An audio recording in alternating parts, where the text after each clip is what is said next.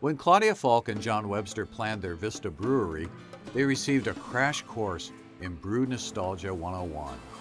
Their enterprise, one of the county's smallest breweries, had adopted the name of a forgotten giant in the history of San Diego beer, Aztec. We got contacted from people in Mexico City and they wanted to have the beer right away, and we're like, oh, we're not even open yet, you know?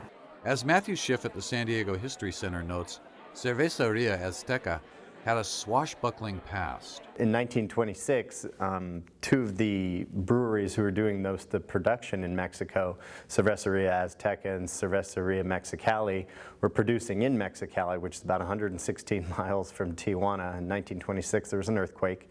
The road was washed out, and suddenly the supply of beer from Mexicali to Tijuana was choked off. And so two enterprising folks up here, part of the Ryan Airlines group who would one day build the Spirit of St. Louis, decided to go down and talk to the brewer at Cerveceria Azteca and say, hey, we can fly beer from Mexicali to Tijuana for you. So they lent a hand, and so I think that was the first airmail beer delivery service in the world.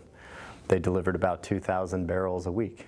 Rene Berg, whose grandfather was Aztec's brewmaster, grew up on tales of this sprawling brewery with its state-of-the-art bottling line and tasting room decorated with majestic murals. Original brewing company was actually opened during Prohibition in 1921 in Mexicali, and then in 1933 it moved to the location in Barrio Logan.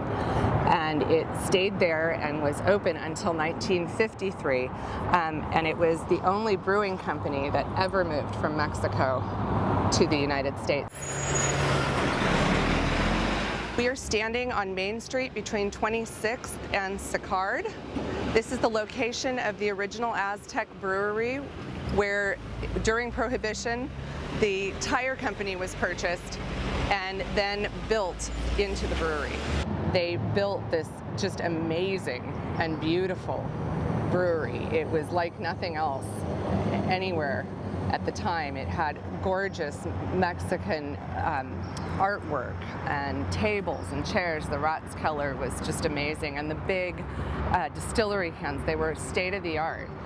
Today's Aztec is dwarfed by its predecessor, but harbors similar large ambitions.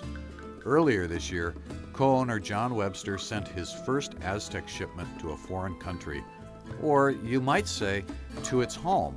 Kind of toyed with the idea of, wouldn't it be great to get into Mexico? And we actually had somebody from the beer box chain contacted us and said, we really like your brand. How can we get it into Mexico?